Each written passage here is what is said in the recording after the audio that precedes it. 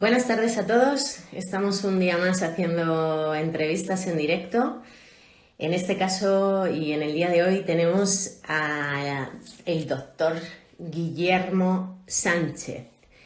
Es un grandísimo amigo, es una persona muy especial y ha sido compañero de laboratorio allí en el IMUT de Granada, así que ahora cuando se instale todo esto y le pueda dar pie, veréis que es un tío fantástico.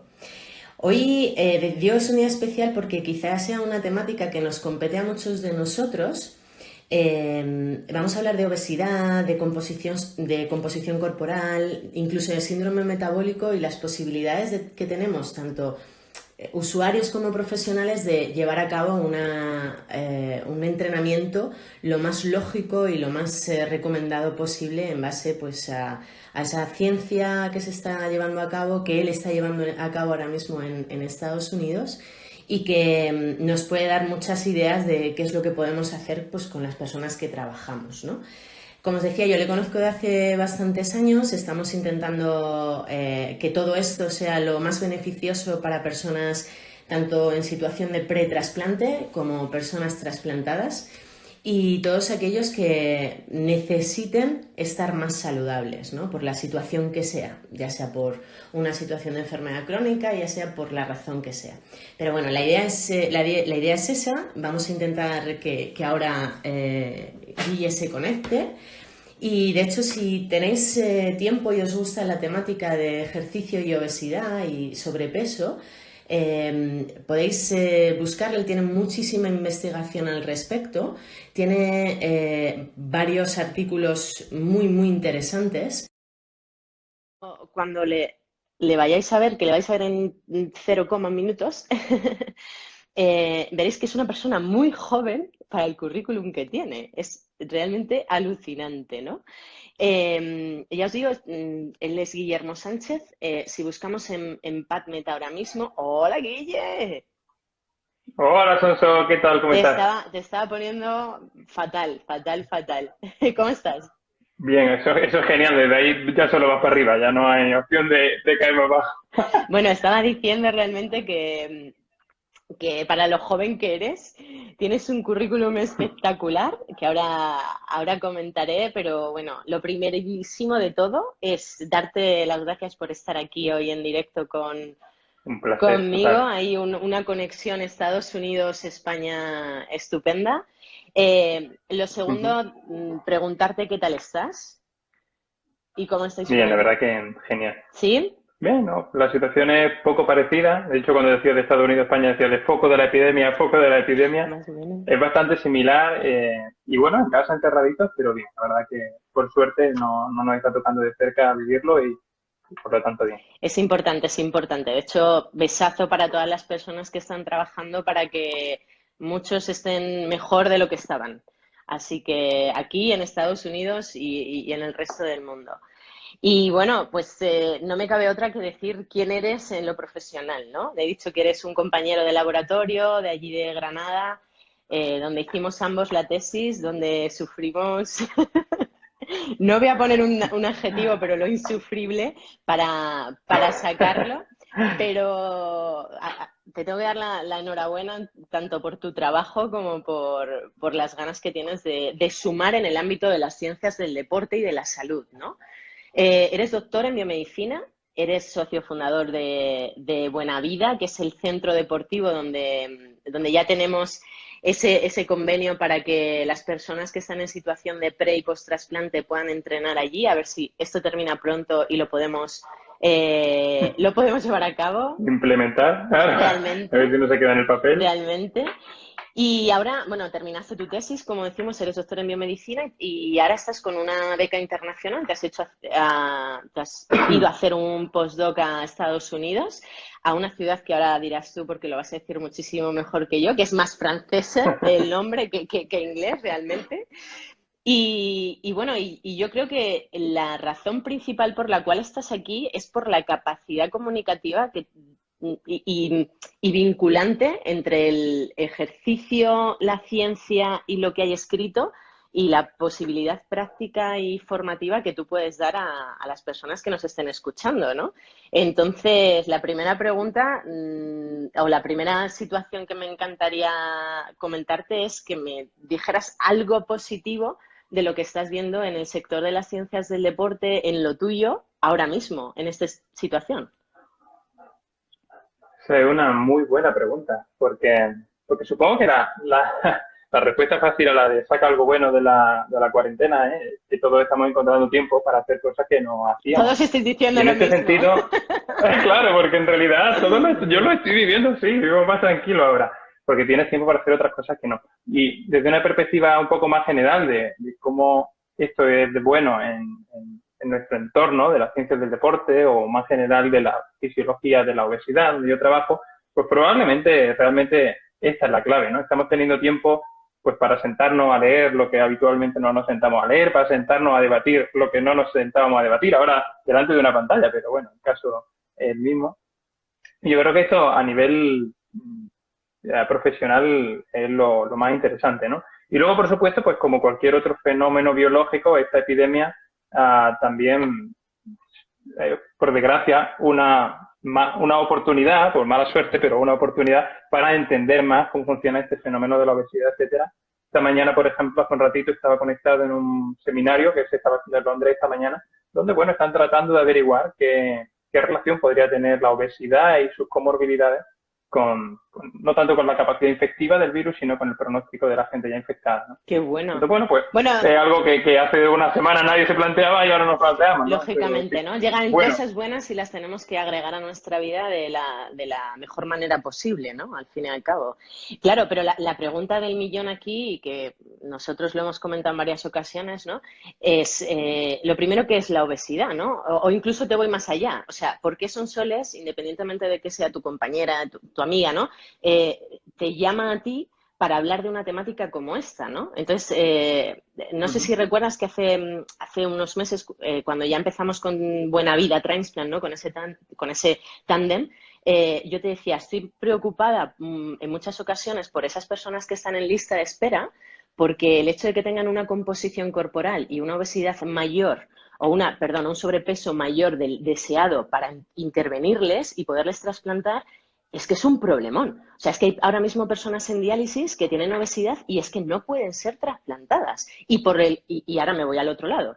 Terminan de ser trasplantadas, pasa un año, pasa dos, y uno de los aspectos secundarios a tener en cuenta es que producen mucha más grasa corporal y por ello necesitan de una condición física buena, ¿no? Para que puedan tener una buena salubridad ellos y el órgano trasplantado. Entonces, dicho esto, ¿qué es la obesidad?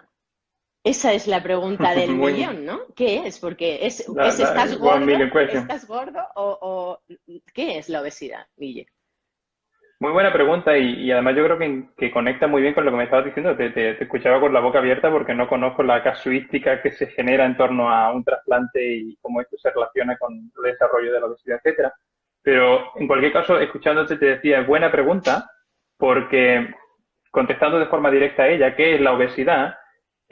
Bueno, pues si tú te das la definición de la OMS, por ejemplo, la OMS nos dice lo que todos sabemos. La obesidad es un acúmulo de grasa que puede ser potencialmente negativo para la salud o que puede tener efectos adversos para la salud. Hasta aquí, más o menos, todos lo entendemos. Pero, ¿cuál es la cuestión de la obesidad? Es que la obesidad va más allá. No podemos quedarnos solo con el peso de una persona. Y aquí tú lo estabas cuestionando, ¿no? No sé si este es el caso, pero si después de un trasplante renal, ¿Hola? efectivamente la persona ¿Me oye? Sí, ¿Hola? perdona, es que se me ha cortado un momento. ¿Me oyes a mí ahora? Yo sí. Perfecto. Decía que yo creo que conviene entender una cosa, y es que dos personas pueden tener la misma estatura y el mismo peso, por lo tanto, en términos de la definición tradicional de obesidad hablaríamos de lo mismo, pero metabólicamente hablando, ser dos casos muy diferentes. Y cuando digo metabólicamente hablando, me refiero a las consecuencias que tiene para su salud son muy diferentes. Entonces, y hoy hablaremos del ejercicio y el rol que tiene, etcétera, ¿no? Pero una cosa que tenemos que entender es que el ejercicio va a ser muy beneficioso para gente con obesidad, con sobrepeso, independientemente, y esto tengo que ponerlo en mayúscula, independientemente de que no se produzca pérdida de peso, por razones diversas que ahora podemos comentar, ¿no? Eso es una cuestión. Y yo creo que otra cuestión que también es muy interesante entender es que, fíjate que te decía, ¿no? Esta definición de la OMS es muy básica. Y hace un par de años se publicó un artículo donde, bueno, básicamente era un artículo de opinión donde se habían juntado, pues, casi todos los grandes expertos del campo en el mundo. Y vienen a decir una cosa, vienen a decir, ojo, que definir la obesidad solo como un acúmulo de grasa excesivo está solo enseñándonos la mitad de la moneda, una cara de la moneda. La otra cara es que hay un sistema fisiológico que es el que regula el balance energético, que ahora hablamos de eso, pero básicamente, por entenderlo de forma muy básica, hay un sistema muy complejo que equilibra de forma muy eficientemente lo que gastamos, la energía que gastamos para vivir y la energía que ingerimos. Y está muy bien ajustado. Prueba de ello es que a lo largo de nuestra vida consumimos toneladas de comida, toneladas de energía, y sin embargo nuestro peso apenas se oscila unos kilos. Esto significa que está muy bien regulado. Pues bien, y vuelvo a lo que decía antes. Esta gente lo que decía en aquel artículo es, no podemos entender la obesidad solo como un acúmulo de grasa. Tenemos que entenderla porque es así, y aquí está la clave. Como un acúmulo de grasa que además se acompaña de una alteración de ese sistema de control del balance energético. Es decir, para algunos compañeros que nos estén escuchando, que seguramente alguno habrá, tenemos que entender esto. Cuando como entrenadores encaramos un caso de obesidad, no solo encontramos un caso donde hay más grasa que en una persona que no la tiene, sino un sistema de ajuste del balance de energía estropeado, desregulado, a veces más, a veces menos, desregulado. O sea, tenemos que autorregular en los entrenamientos esas posibilidades de dar a cada uno, ¿no? A cada una de las personas que tengan sobrepeso o obesidad. O saber, digamos, cómo funcionas tú para saber dónde tengo que regular el ejercicio, ¿no? Sería como una forma muy simplificada de transmitir a los entrenadores que estén esa escuchando, consecuencia. ¿no? Porque, claro... Sí, yo creo que de hecho... Perdona. No, dime. No, que te decía que, de hecho, ahora una de las cosas que nos llama la atención es que todos estamos en casa y, claro, pregunta del millón. O sea, ya no es que es la obesidad. O sea, ¿cómo puede intervenir esta situación de confinamiento en nuestra composición corporal? O sea, ¿qué es lo que nos puede pasar ahí, no? Vale, pues te contesto a las dos preguntas. La primera de ellas decía, en términos prácticos, ¿cómo lo trasladamos esto, no? Pues de una manera muy sencilla, y es que tenemos que entender que todo esto que yo decía antes del ajuste de energía, que se desregula y tal, se traduce en una cosa muy sencilla. Una persona obesa, o la mayoría de gente con obesidad, cuando pierde peso, cuando con ejercicio, con nutrición, con 1000 historias, con 1000 formas de hacerlo, le hacemos perder peso, y no es difícil, se puede hacer perder peso de manera relativamente exitosa, lo que tenemos que entender es que hay una tendencia fisiológica a que ese peso se regane tremenda.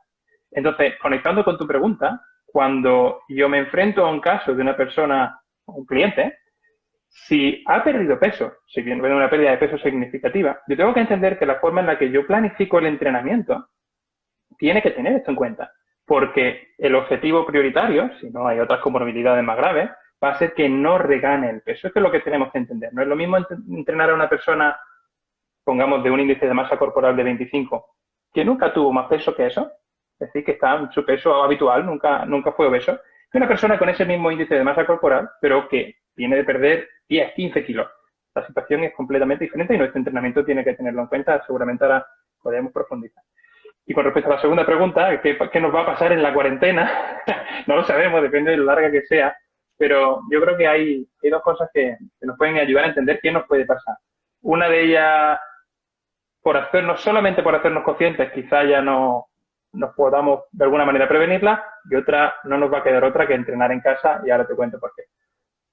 La primera de ellas es la siguiente. Cuando yo te decía, de nuevo, pues siempre voy a volver a este mismo concepto porque en obesidad es muy importante. El balance entre la energía, la cantidad de energía que el cuerpo gasta y la cantidad de energía que el cuerpo ingiere. Este balance, como te decía, se regula de forma muy precisa por una serie de mecanismos. Pues bien, ¿qué sabemos hoy? Sabemos que gente que tiene un alto nivel de actividad física regula bien ese sistema. Sabemos, es decir, que si dejo de moverme, como nos está ocurriendo ahora, nos movemos menos, voy a tener tendencia a comer menos y por lo tanto no hay grandes cambios en general en el peso. Gente que hace o que tiene un nivel de actividad física moderado, también generalmente lo regula bien. ¿Cuándo se desregula este sistema en términos de actividad física? Cuando nos hacemos sedentarios. El sedentarismo, es decir, cuando la actividad física está por debajo de un determinado nivel, que nadie sabe exactamente cuál es, pero sí sabemos que se acerca al nivel de actividad física que la mayoría de población hace, ahí es cuando se produce una desregulación del sistema. Es decir, cuando nuestro gasto energético total baja por debajo de un determinado umbral, que suele ser bajito, cuando estamos en un comportamiento sedentario la inmensa mayoría del día y no entrenamos, entonces desregulamos. ¿Esto qué quiere decir y cómo se traduce?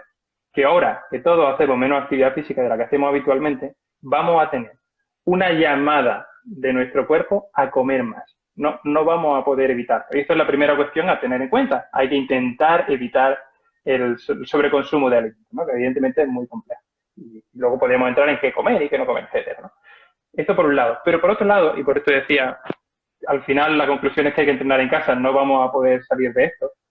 Fíjate que antes te decía que miraba justo me ha salido un estudio esta mañana, me sabía que esta pregunta caía, esta es obligada, lo de la cuarentena. Lo sabes. Claro. ¿Qué efecto puede tener, no? Y fíjate que hay un estudio muy chulo, que creo que ilustra muy bien lo que nos va a pasar. Cogieron a un grupo de personas que andaba 10.000 pasos al día, mínimo 10.000 pasos al día, así, bueno, moderadamente activos, ¿bien? Y durante 2 semanas lo hicieron reducir la cantidad de caminata que hacían a solo 1.500, ¿eh? De 10.000 pasos a 1.500. Reducen mucho la cantidad de pasos que daban. Al margen de que, bueno, pues estas cosas pasan a veces en los estudios de investigación, perdieron peso, que nadie lo esperaba, bueno, porque se ponen en el estudio y empiezan también a ver qué comen y qué no comen. Lo importante aquí es que, fíjate en esto, a pesar de que perdieron un poquito de peso, creo que 1 kilo o algo así, ganaron un 7% de grasa visceral. Esto es importante. Qué locura, y ¿no? Esto es lo que claro, y esto es lo que nos va a pasar durante estas semanas de confinamiento, si no hacemos algo para evitarlo. Y es que, al margen de que no ganemos peso, el hecho de que reduzcamos nuestro nivel de actividad física probablemente va a llevar a que nuestra grasa quede, voy a decirlo de manera muy simple, quede distribuida de manera que haya más grasa en torno a nuestros órganos, en torno a nuestras vísceras. Y esta grasa, y esto es lo importante, es la peligrosa. Ahora yo creo que nos has dejado a todos como, venga, vamos a entrenar un rato, ¿no? De hecho, bueno, te tengo que dar recuerdos de una persona que acaba de preguntar si te pueden hacer preguntas. Es un fisiólogo y es profe, es Jesús de la Universidad de Granada, que en el momento que le mandamos la información dijo, ha sido gran alumno, Guille, ha sido un buen tipo, pero ahora es hasta mejor fisiólogo que yo. Entonces, le mando un mensaje. Claro, cuando has dicho a Jesús no caía hasta que no me diga Jesús Rodríguez Cuesta, que se le conoce por el apellido, se le conoce por el apellido, ha dicho Jesús. Pues, claro, sí, Jesús. Ya ha caído. Entonces, preguntaba aquí, y bueno, y esto es sensible a todos, que aquellas personas que queráis hacer cualquier consulta, para eso está el chat, yo lo iré comentando a medida que vaya diciendo Guille, ¿no? Pues un poquito todas estas cosas que creo que son muy importantes y son súper interesantes, Guille, ¿eh? Porque, fíjate, hay una persona que nos dice, bueno, vale, pero ¿y cómo podemos evitar que ocurra eso ¿no? de tener más grasa visceral porque nos movemos menos y demás? En el momento en el que nos encontramos ahora mismo de confinamiento, ¿cómo podemos evitarlo? Vale, pues fíjate que me sirve la pregunta para hacer una cuñita de publicidad. No, pues bueno, más aparte. Aquí ponemos el banner aquí abajo. ¿Cómo podemos evitarlo? Desde un punto de vista fisiológico, lo que podemos saber que son los estímulos, o digamos, la clave desde el punto de vista del diseño de un estímulo de entrenamiento para reducir la grasa visceral, que es de lo que se trata, o en este caso al menos evitar su aumento, tiene que ver con la intensidad. Cuanto mayor la intensidad, mejor, más efectivo el estímulo. Entonces, ¿qué ocurre? Bueno, tenemos 2 alternativas y al menos que yo conozca, no se conoce que la una sea mejor que la otra. No quiere decir que no lo sea, quiere decir que todavía no tenemos información para pronunciarnos, ¿no? Y estas 2 modalidades serían el entrenamiento, llamémoslo, aeróbico, cíclico, ejercicio aeróbico que llamaremos cardio. Digamos más cardio, de más larga duración. Exacto, más cardio, trabajo con cargas, ¿no? O más entrenamiento de fuerza, ¿no? Entonces, bueno, yo no soy entrenador, no entreno en mi día a día y por lo tanto no tengo los recursos que, por ejemplo, el otro día te vi en una entrevista y enseguida te salías con 7 ideas, ¿no? Y por eso decía, digo, aprovecho para hacer publicidad, pero en realidad es gratuita. Aquí justo en el Instagram de Buena Vida, Luca y Jenny, dos compañeros de la empresa que son entrenadores, están colgando un vídeo todos los días con un circuito que evidentemente es gratuito, que por eso decía que publicidad es broma, vaya, donde proponen un circuito de ejercicios de fuerza cada día. Ejercicios de fuerza hechos con materiales que todos tenemos en casa, una silla, el sofá, una botella de agua. Y entonces, bueno, pues contestando a la pregunta que me hacías, ¿qué podemos hacer durante el confinamiento? Ya que pues salir a correr no es una opción. Y bueno, y hacer cardio de alta intensidad en casa, el que tenga algún tipo de ergómetro, una bicicleta o algo, pues quizás se lo pueda plantear. Pero cardio de alta intensidad en un piso pequeñito será difícil. Pues quizás esta es una buena medida durante estos días, ¿no? Hacer un circuito de fuerza, por supuesto, hasta otro nivel, con ejercicios que pueda hacer de forma segura, que no te generen dolor, etcétera, etcétera. Pero vamos, más que decir esta generalidad, invito a la gente a que vean estos vídeos que están chulos, que están preparando Lucas y Jenny. Y por cierto, y ahí hay 1000 opciones y 1000 ideas. parece más que su casa, parece un escenario de verdad de la buena, por cierto. Ya le llamaré a Lucas y le voy a decir, oye, tío, ¿qué pasa aquí? Menudo va Buena Vida, ¿no? Que me alegro, La verdad que me alegro una barbaridad, la verdad, y estáis haciendo un grandísimo trabajo. Fíjate, en esta línea, y como decías, yo la verdad es que nunca me he querido desvincular del día a día. Lucas está partiendo aquí de la risa en el Instagram. Yo sigo, Lucas, no te preocupes, pero un poco en esta línea... Y eso que no he dicho nada de la barba, No nos metamos con eso. Pero te decía que yo una de las cosas que no quería perder cuando ya te dedicas más al ámbito universitario, científico y demás, recuerda, ¿no? Es un poco el día a día con el cliente y con las personas que necesitan muchas veces saber el por qué y para qué hacen las cosas, ¿no? Y esto, pues al final te sirve para que todos te pregunten una cosa cuando hay sobrepeso, obesidad, oye, son soles, tal. Cuando una persona adelgaza o cuando una persona engorda, lo hace de forma global, es decir, todo su cuerpo engorda y adelgaza de la misma manera o uniformemente, o hay algunas zonas, como nos dicen, es que yo como soy mujer, esto de aquí que me cuelga, ¿vale? Y esto de asao, ¿qué es lo que pasa con esto, no? Quizás es la pregunta del millón de todos los centros deportivos del mundo, ¿eh? Independientemente de que sea chico, chica, niño, o sea, es que es una barbaridad. Entonces, ¿la grasa se puede perder de forma uniforme o de forma local? localizada, ¿no? Que es la pregunta del millón. Yo creo que para empezar tenemos que distinguir, ya lo hemos mencionado antes el concepto, tenemos que distinguir entre grasa visceral y grasa subcutánea. Es decir, grasa que está cerca de los órganos, etcétera, que no está debajo de la piel, que es la que tocamos, y grasa subcutánea. Si nos movemos a este nivel, la respuesta es sí. Se puede, en función de la forma en la que se pierde peso, se puede hacer que la pérdida sea más de la una o de la otra. Por ejemplo, si habláramos de peso, si comparamos una intervención dietética exclusivamente y una intervención dietética más ejercicio, perdiendo el mismo peso, ¿eh? Vamos a suponer que pierde 5 kilos con las dos. Esta que has hecho ejercicio, la proporción de grasa visceral perdida va a ser mayor. Y esto es muy interesante. Esto, de hecho, es una de las razones por las que el ejercicio debe jugar un papel en la fase de pérdida de peso. Luego hablamos de la fase de mantenimiento, que la hemos mencionado antes. Pero en la fase de pérdida de peso, la realidad es que el estímulo más importante es la restricción calórica, es la nutrición más que el ejercicio, en términos de pérdida de peso. Ahora, como decíamos, en términos de qué grasa se pierde, es mucho más interesante hacerlo mediante o acompañando con el ejercicio porque se pierde más grasa visceral del total, ¿no? Esto por un lado. Ahora bien, si ya nos vamos a la grasa subcutánea, que es por la que pregunta la gente, cuando esta chicha de aquí se refieren a grasa subcutánea, la respuesta es que, al menos que yo conozca, pero casi estoy seguro de decir que no, sin miedo a equivocarme, no hay forma que conozcamos a día de hoy que nos permita perder grasa subcutánea de forma localizada. Por lo tanto, vamos a hacer una serie de estímulos, una restricción calórica, por ejemplo, que van a llevar a reducir la masa grasa total y, desafortunadamente para algunos y algunas, que estarán muy enfadados con esta parte de nuestra naturaleza, no vamos a poder elegir cuál se va a perder y cuál no. Y además, esta que te dice, no, esta a mí aquí no, es verdad, hay grasa, hay depósitos grasos que son más resistentes a ser movilizados, son más resistentes. Por ejemplo, en las mujeres es mucho más habitual que se dé un acúmulo habitual, pero no tiene por qué ocurrir en todas, ocurre en la mayoría, que se dé un acúmulo de grasa en torno a la cadera, mientras que en el varón es más habitual lo que llamamos la obesidad androide, que esta grasa más resistente, esta grasa que tarda en irse, que es la última que vamos a ver irse, es la que está en torno al abdomen. ¿Ya?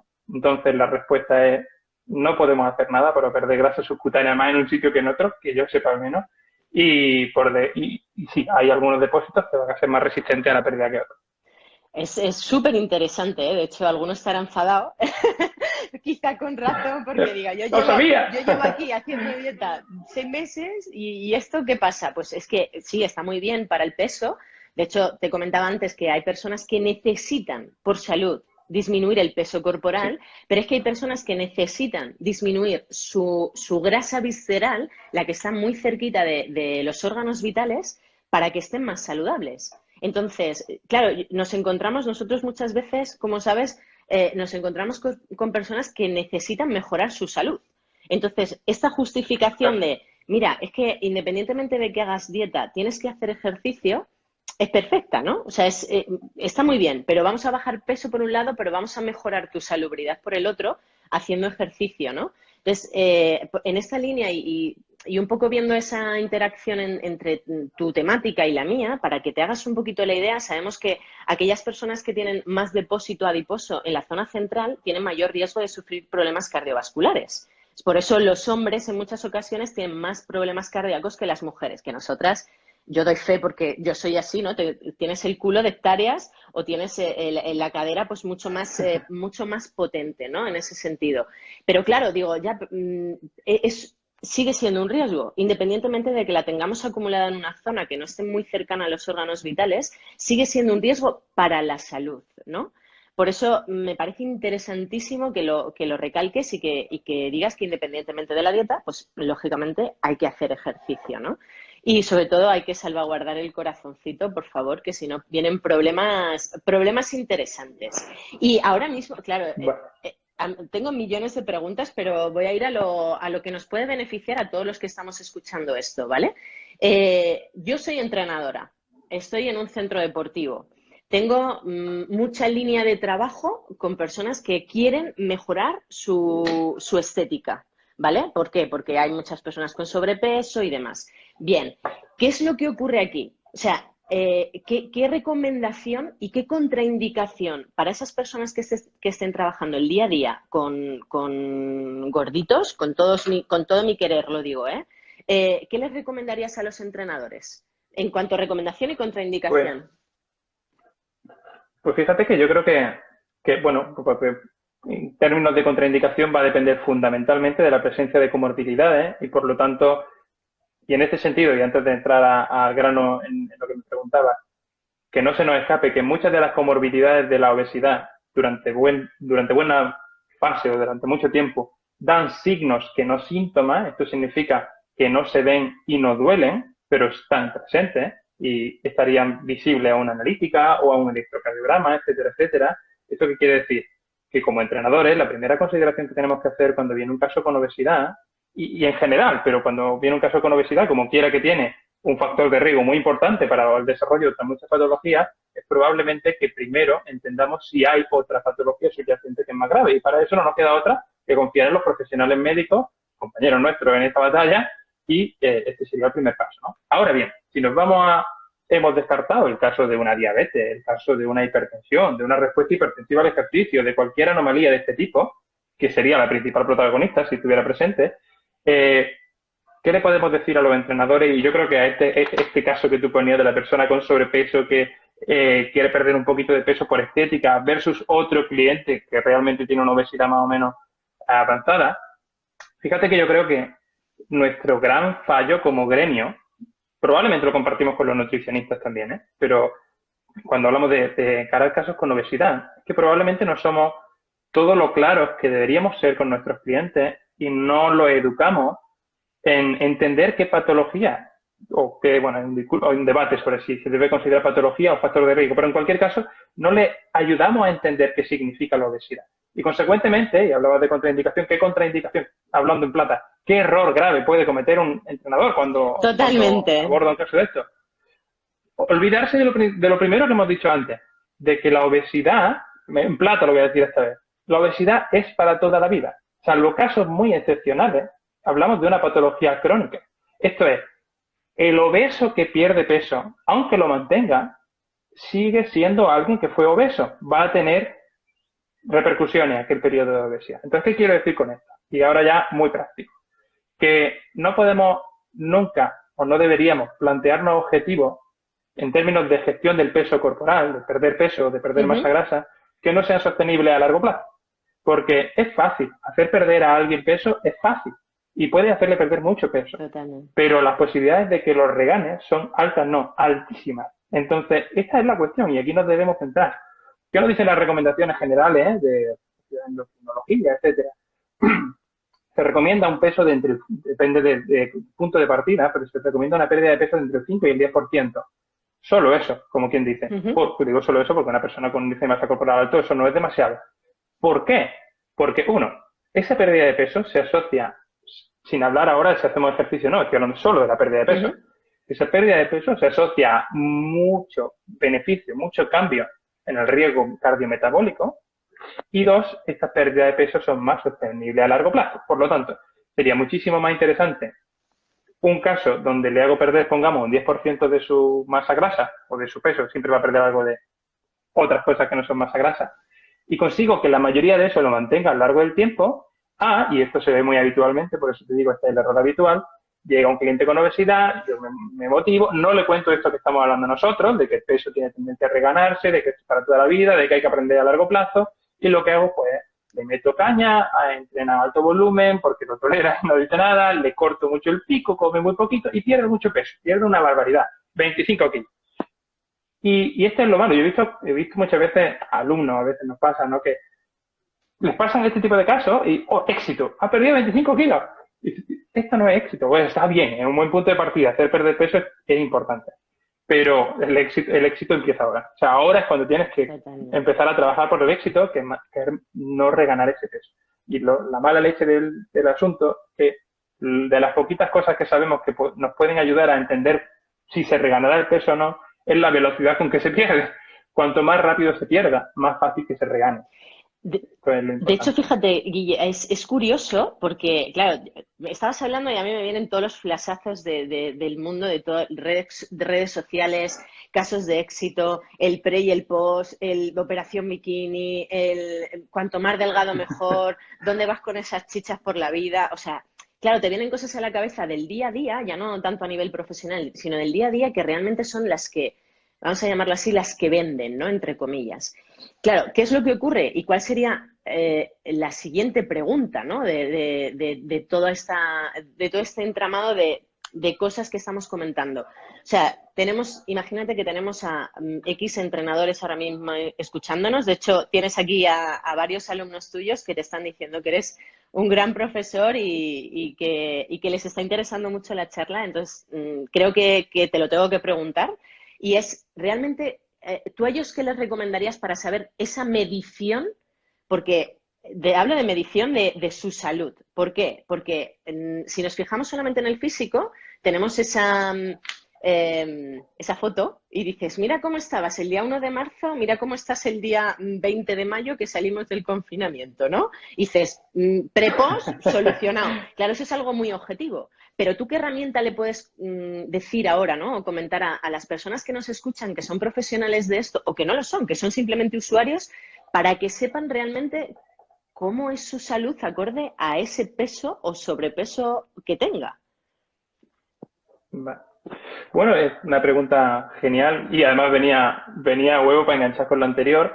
Es que voy aprendiendo a hacer entrevistas, Guille. Voy poco a poco. No. De hecho, el otro día te lo dije de récord. Digo, oye, que al final tú quieres cambiar de periodista, te va a dar genial. No, sabes tú que no. Pero es que te gusta mucho. Es que me parece... a mí me encanta compartirlo con vosotros, pero me encanta aún más que podamos ser...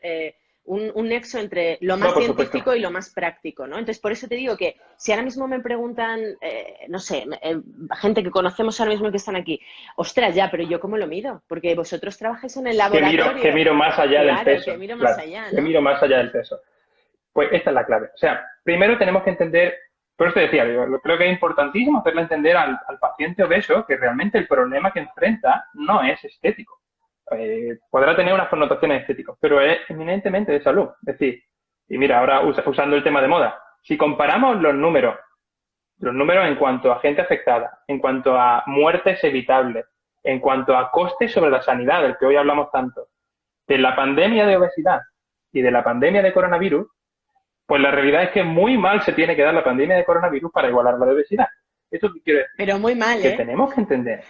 Muy, muy mal, no creo que se nos dé tan mal, si no tenemos un problema muy grave. Pues la peste negra. No, fuera de broma. Tenemos que entender que la obesidad es una patología, que si no se trata bien va a derivar en problemas graves, como son diabetes, infarto de miocardio, etcétera, etcétera. Y por lo tanto, para mí lo importante es donde tú estás poniendo el acento ahora. ¿Cómo me preocupo en que, ok, tengo una persona obesa, ¿cómo hago que sea lo más sana posible? Bien, pues, lo primero que tenemos que entender, lo he dicho, siempre hay un concepto básico que es ¿cuál ha sido tu máximo peso? Si tú has pesado como máximo 110 kilos y hoy pesas 109, vale, pues este es un indicador importante. No nos gusta que la gente esté cerca de su máximo peso. Entonces, tiene mucha teoría detrás, pero en resumen, en la práctica esto es lo que puedo hacer. ¿Me tengo que preocupar de que esa persona pierda peso? Probablemente sí. Si encontramos otro caso donde ahora pesa 90 kilos, pero llegó a pesar 120, realmente a lo mejor que pierda peso esta persona no va a ser lo más importante. ¿Bien? Pero contestando de forma directa a tu pregunta, ¿qué mido?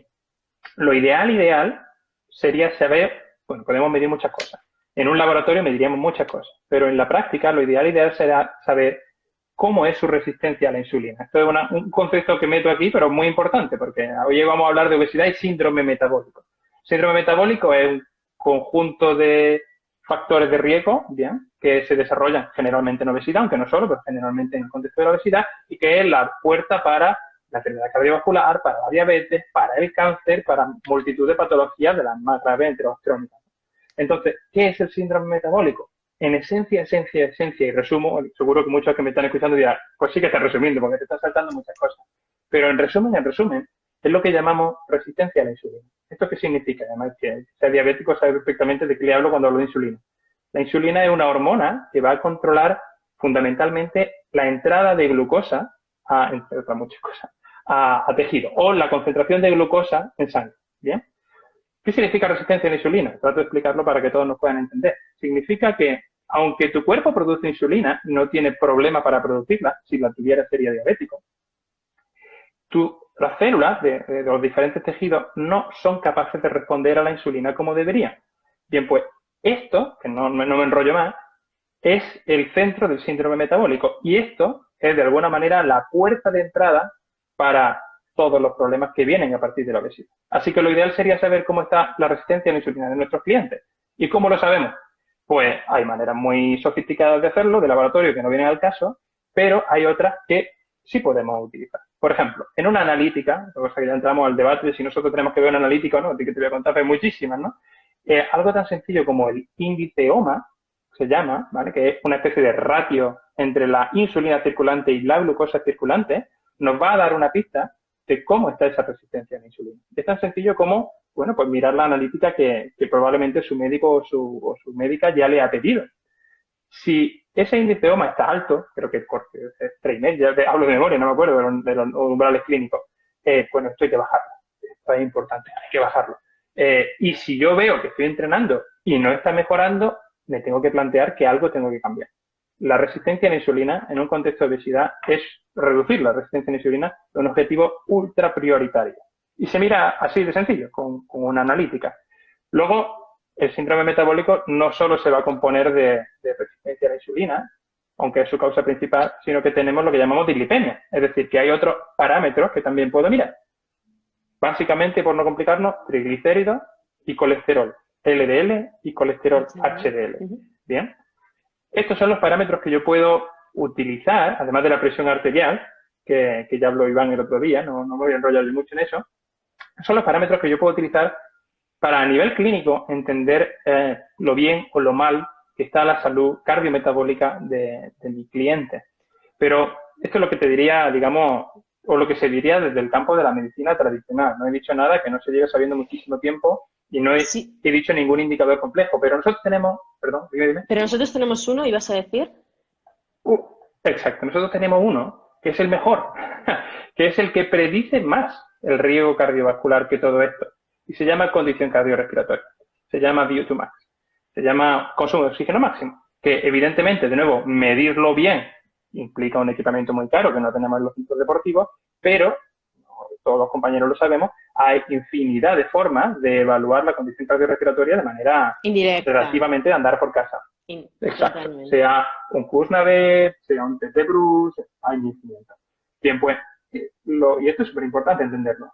La prognosis, el pronóstico de un individuo obeso que presenta un alto nivel de forma física, de fines cardiorrespiratorios, es radicalmente diferente a la prognosis de un individuo obeso que no tiene una condición cardiorrespiratoria alta. Entonces, resumiendo la respuesta a tu pregunta, ¿qué medimos? Lo tradicional, o qué podemos utilizar para saber cómo está la salud de mi cliente al margen de su peso. En la analítica, coma, que es resistencia a la insulina, los lípidos, la presión arterial, o sea, el síndrome metabólico, la definición clásica de síndrome metabólico, y en nuestro campo. Y esto somos nosotros los únicos que podemos aportarlo, porque los demás lo pueden, el médico puede mirar la analítica e interpretarla, pero muy pocas clínicas médicas están equipadas para evaluar el fitness cardiorrespiratorio. Esta es súper importante. De hecho, mira, contigo vamos a tener que hacer más de 4 entrevistas, ¿eh? Guillermo Sánchez. Porque me rollo mucho, No, ¿no? porque me encanta y aquí tenemos muchas preguntas que ahora te haré, pero un poquito en esta línea y así, ¿no? Entre profesional y profesional. Tú sabes que yo tengo una máxima en esta vida que es que si la analítica está bien, todo está bien, ¿vale? Y la mantengo después de tu respuesta. Pero me ha gustado mucho porque cómo has simplificado el hecho de que una persona pueda coger una analítica y en muchas ocasiones por la formación básica que se tiene, ¿no? Poscarrera, pues dices, ¿esto qué es? ¿Por dónde lo cojo? Aquí solamente hay asteriscos, baremos, tal, no sé qué. ¿Dónde me centro, no?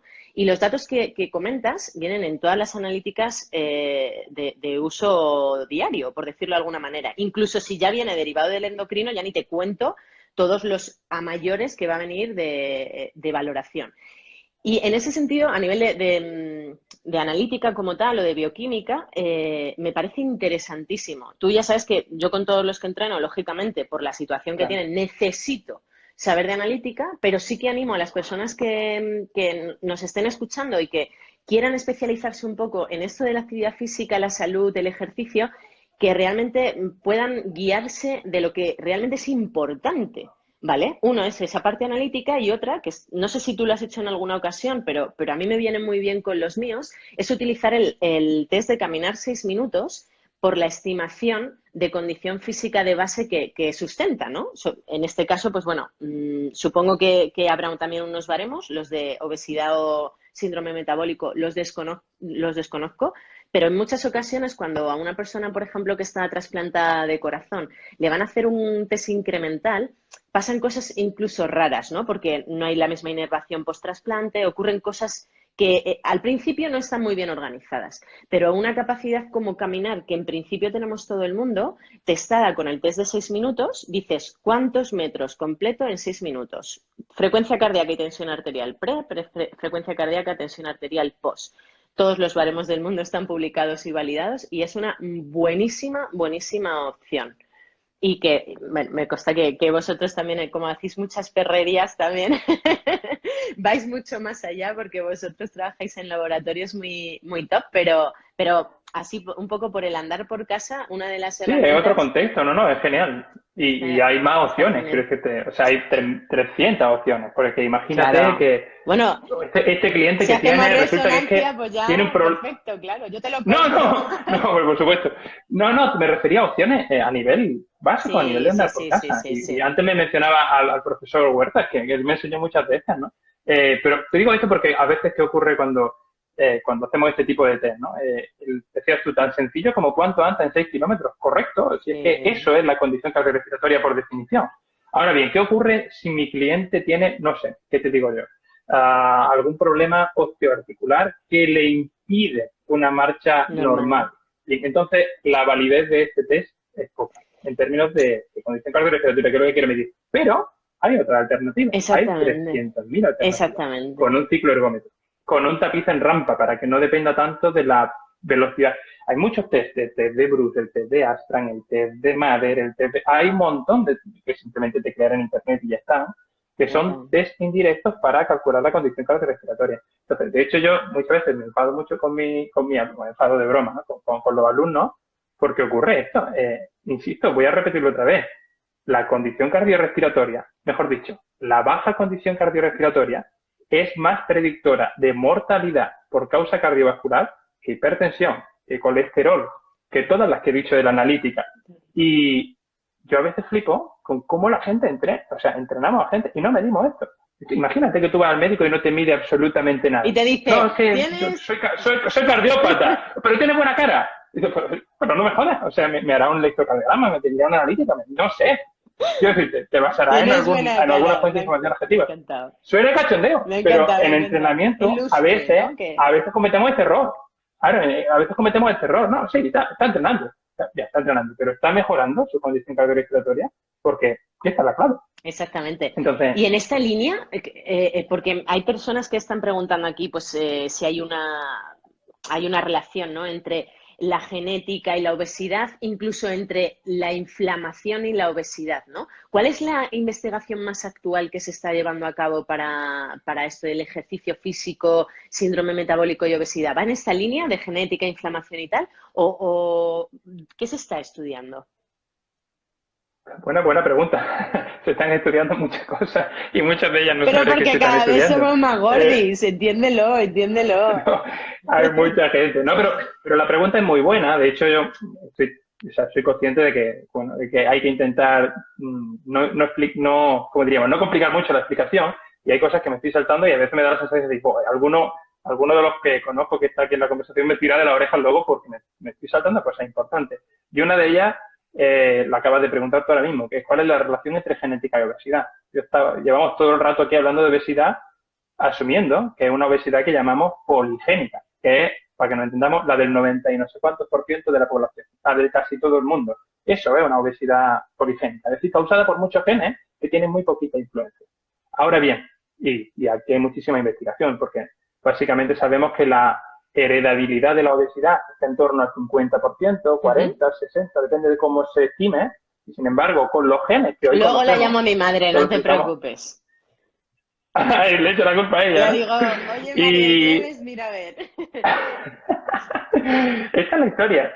Pero con los genes que conocemos solo podemos explicar el 5 o el 6%, por lo tanto queda muchísima cosa por explicar a nivel genético. Pero lo que sí quería, no me he traído lo de la genética para hablar de esto, que es un detalle, sino para explicar, y hablábamos antes de la analítica, tú me decías, un obeso que viene de un endocrinólogo o una analítica, ojo, que hay obesidades que son monogénicas, que son oligogénicas, es decir, que son la consecuencia no de muchos genes interactuando entre sí, sino de un síndrome, de un trastorno, de un gen alterado. Y estas obesidades son radicalmente diferentes. Son generalmente obesidades muy mórbidas, son obesidades que casi no responden al tratamiento, por no decir que no responden al tratamiento.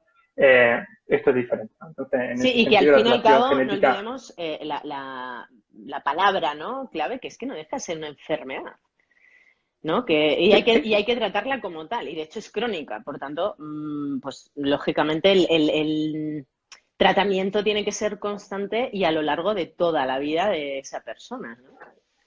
Y sobre todo que tenemos que caracterizarla bien, en el sentido de que esto, yo me acuerdo que mucha gente en oncología lo dice muy habitualmente, ¿no? Hablamos del cáncer como si fuera una única enfermedad, pero en realidad el cáncer son un conjunto de enfermedades. Bien, en obesidad la inmensa mayoría es la misma cosa, pero no solo, hay otros tipos de obesidad. Esto es lo que quiero decir con esto, y nosotros no podemos distinguirlas, no, tiene que ser un diagnóstico médico, lo que nos diga si esta persona es obesa porque tiene un síndrome de Cushing. Por ejemplo. Bueno, esto no es lo mismo, no lo abordaría igual, ¿no? Entonces, esto es lo que decía con respecto a la genética.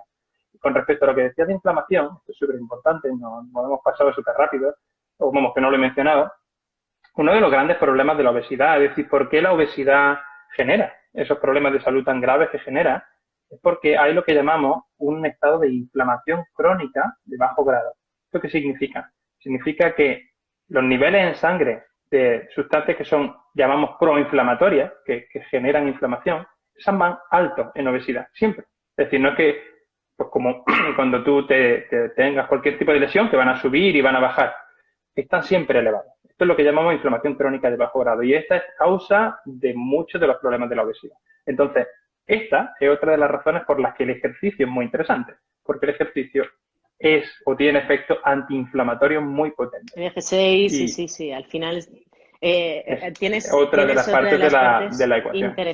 Interesantes. Y Guille, para ir terminando, aunque sabes que yo me quedaría aquí hasta pasado mañana o más, hasta que se termine la cuarentena. Si tuvieras que hacer tres tips de todo lo que hemos comentado ahora mismo, o a lo largo de esta hora casi que llevamos hablando, ¿cuáles serían?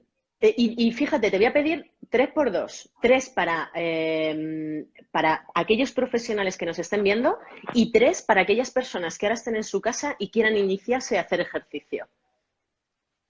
Vale, le has preguntado, o sea, soy el peor del mundo para contestar este tipo de preguntas, pero vamos a intentarlo. Pero yo creo que tip.